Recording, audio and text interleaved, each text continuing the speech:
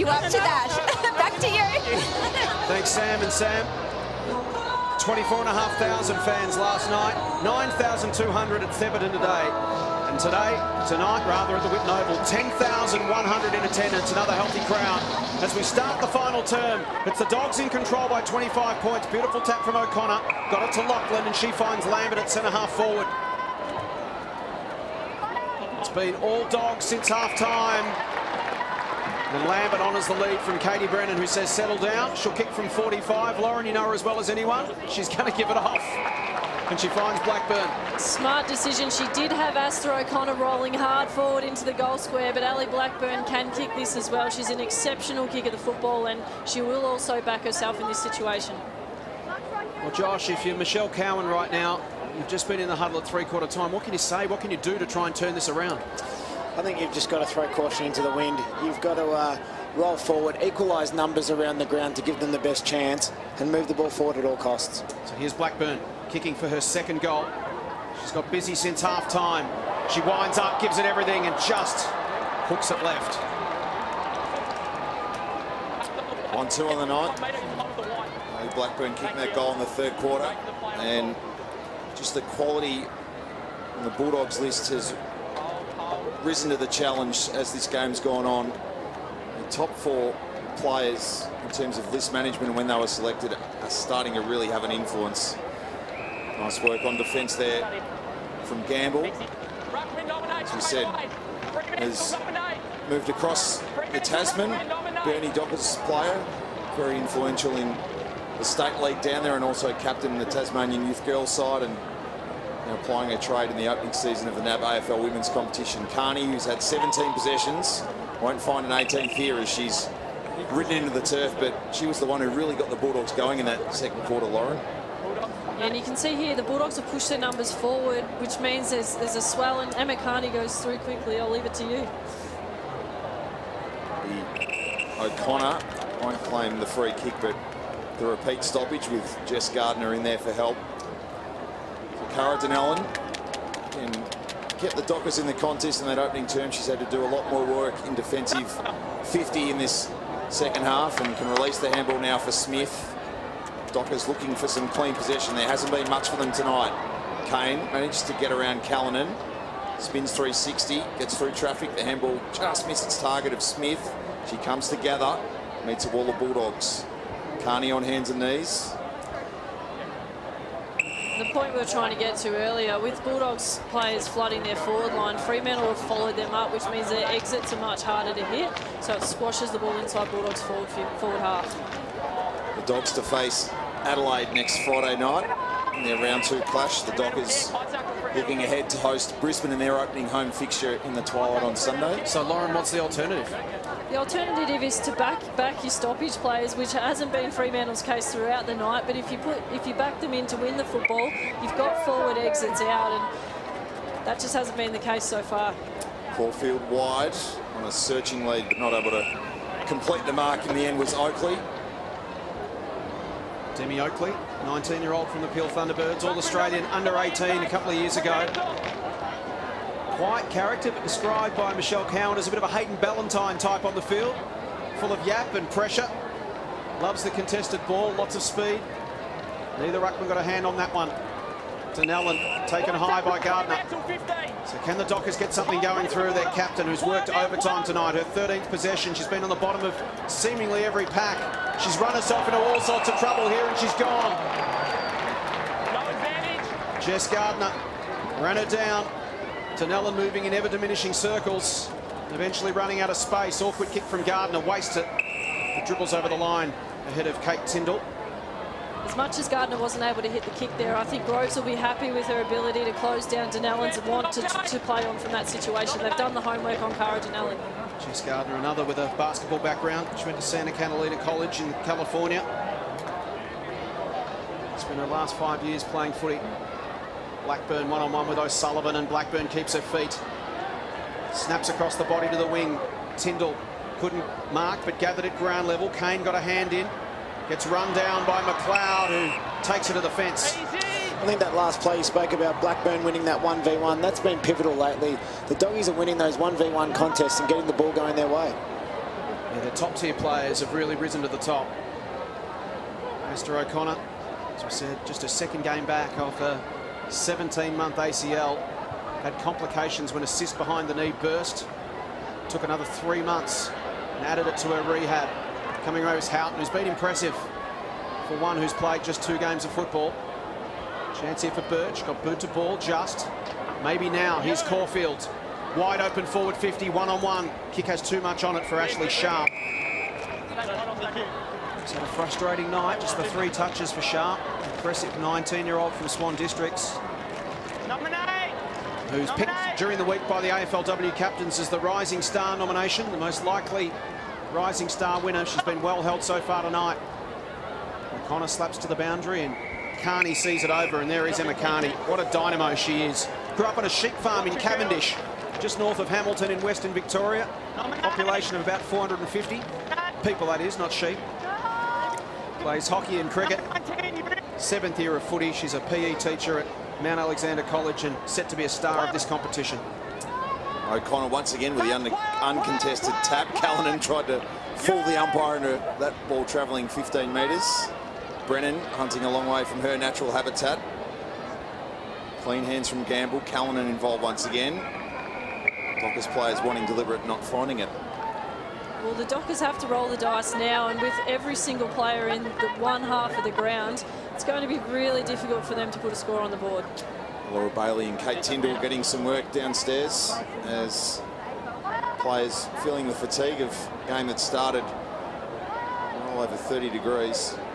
Denellen taken out of the contest. Ball will spit free to the back. And the Dockers try and find a second goal. Birch comes to meet it and creates the foot race. They like it in open space, the Bulldogs. Birch just a little bit too much velocity to try and gather that ball. Carney ultra clean once again.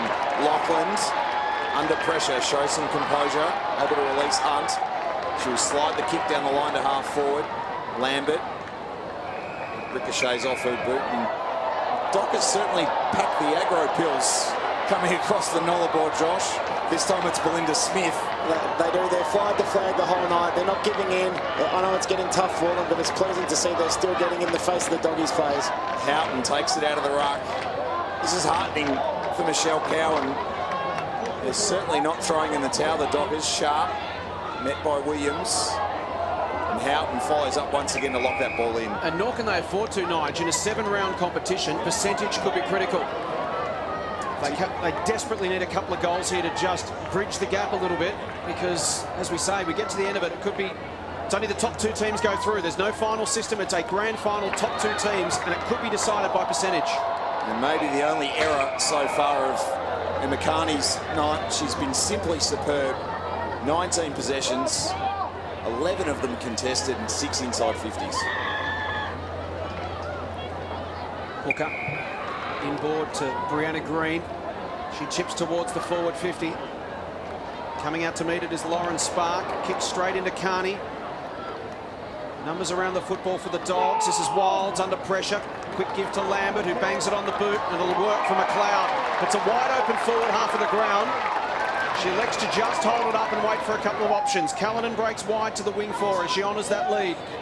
Steps around inside Bresland. Draws a player. Gives it to Brennan. Here's a chance for the Dogs to get some overlap run. McLeod links up with Neves. She'll run to 55. Pumps it inside 50. Tracking it back is Kane. And she'll defuse the situation, at least temporarily for the Dogs, for the Dockers rather. The bounce doesn't come back to her, but Lambert does. Tries to run her down. Good hands from Smith to Sharp. And they do eventually work it out to Denellen. Wants options to come to her. Green presents, drops the football, and turns it over with a high free kick to Carney. So we're just under 6 minutes remaining. Conversely for the Dogs, we talk about percentage being important for Freo. If the Dogs can add another couple of goals here, they could turn this into a very big win. Carney's kick inside 50. Over the back. Ground ball to be won by Dana Hooker. Throws it on the boot, gets it out towards the wing. Strong contest there from O'Sullivan. Creates a path for Bentley. Steps inside of Spark. Retreats and finds Green. Green chips to the wing. Here's Hooker. A little bit of space here for the Dockers. They haven't had much since half-time. Hooker looks up, goes in the Antonio direction. She's athletic, she flies for her marks, but she won't bring that one down. Birch at ground level to Lambert. Finds some space. Ernst. Back to Birch. Needs to be quick with the kick. Was ripped off it. Miller, a stumble. In over the top comes Donnellan on Lamb. In the end, the umpire will ball it up. One more chance to get some NAB AFL women's competition if you're in Melbourne this weekend tomorrow, 5 p.m. at Casey Fields. Melbourne hosting Brisbane. The final game of the round. Advantage paid for O'Sullivan. Can this be the Dockers' chance for a second goal? Ball gets to the back. It's Lavelle in a one-on-one with Scott. Bounce favours Lavelle with not much space to work and gets the handball forward. Filicamo outnumbered. Will she be outgunned? For now, Gardner, Gogus, Scott. Oh, look at the step. Couldn't finish the kick though. Chance for Hooker. It'll need all her kicking range, and the Dogs are back there a number, and Hayley Wilds can just restore some order. They've got a lot of run in their legs, the Dogs. You see the way that they push back hard in their defensive 50 then to support those 1v1 contests. They got numbers back and ran it out. Really solid play. One hand mark by Carney, juggled and not taken. Chance now for Lavelle to go around the body. It'll go across the face and sneak through for a behind. So the Dockers kicked their opening goal of the night through Caulfield in the opening quarter, and since then the Dogs have dominated this contest, 5-7 to 6 behind since then. So their first score since half-time for the Dockers. They're behind there to Amy Lavelle. It's been all one-way traffic. Kick outside of 50. McLeod just gets it and pumps it forward. Again, it's a foot race. It's a 3-on-1. Brennan's got 3 to beat out there. Good, strong body work on Smith. But again, the numbers will win out for the moment for the Dockers. Hooker left it behind. Here's Wilds again, just pumps it forward into open space. Turns the Fremantle defence around. Tracking it back is Belinda Smith once again. Brennan will arrive, lays a tackle. Breslin slips a tackle, loses her pants, and loses the football. It was fantastic there by the Doggies to work back. Brennan with the first tackle, putting on the pressures, getting numbers into the screen, and they get the turnover. Really solid work. So Brennan will go short inside 50, misses the target. It was Lamb. McLeod comes in to put some body pressure on and lock that football in. The umpire likes what he sees and says holding the ball.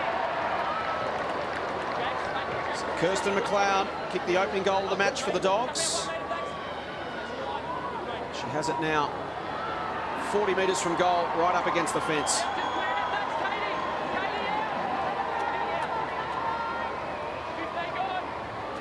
Kicked 7 goals and a half against Knox last year in the VFL. Chance to kick her second. She fakes, gives to Brennan, who snaps, doesn't get the purchase she needs.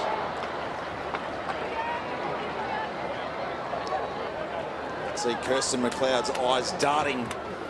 She was working out what to do in that contest. Antonio will bring it in. She won that early contest on Brennan, but Katie Brennan certainly had an influence in the final 3 quarters. Gardner, Lockland, Carney, can she complete her night? Goes to Gardner, who cops a high one. Ebony Antonio, the one to infringe. Jess Gardner, thankfully, is quick to get back to her feet. We'll see whether she'll take the kick. Absolutely she will. Tough stuff. Antonio just getting her high on the chin. So Jess Gardner, the St Kilda Shark, as Jay said earlier on, from a basketball background, had an excellent final series for the Sharks last year in the VFL women's competition, and that's an excellent kick, and Katie Brennan might get a look at a second. It was a fantastic kick. You could see she put her hand out demanding Brennan to lead at her, and Brennan did so, and it was a beautiful little left footer, easy for Brennan to run onto, and I love this girl's kicking action. I'm going to back her in from here. She was 4th in the VFL women's best and fairest last year, not surprisingly in the team of the year, and the handbrake was on her earlier in the night. Ebony Antonio did a really good job on her, but Katie Brennan's class has shone through in spades, and a second goal here would really complete her night. Nonetheless, the team she captains, the Bulldogs, are going to join the winners list in the opening weekend of the NAB AFL women's competition. She's got it. She's got enough on it. She's got 2. It's well deserved. And the Dogs have got 4 points. It's been a pretty complete performance, and the leadership she's shown to work through that early attention from Ebony Antonio has really stood out, Lauren. And this has been the strength of Katie Brennan's game for a long time, and I think something she's probably brought to the squad. You see the fitter players in the sides like Katie, Hannah Scott, Tiana Ernst, Nicole Callan and Emma Carney really stepping up in the later stages of the game. It's the old Daniel Cross rule. The fitness pays off in the end of the day. So the margin out to 32 points. Brennan gets her second.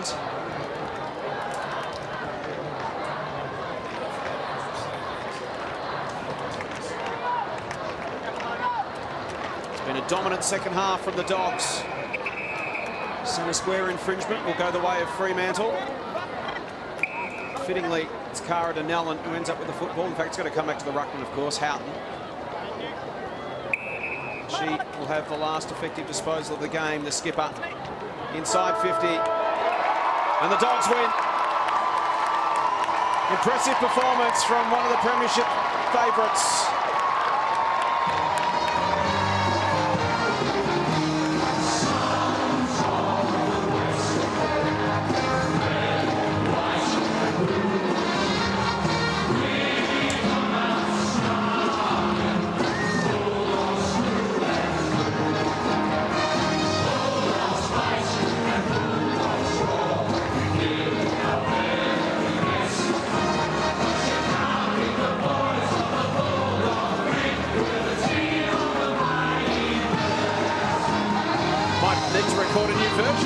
Song and make it the Daughters of the West, and you can't beat the girls of the Bulldog breed. Tonight they were impressive. They led at every change and extended that lead at every change. 6 points, 7 points, 25 points, and ultimately running out 32-point winners. Sands with their skipper, Katie Brennan. Sure,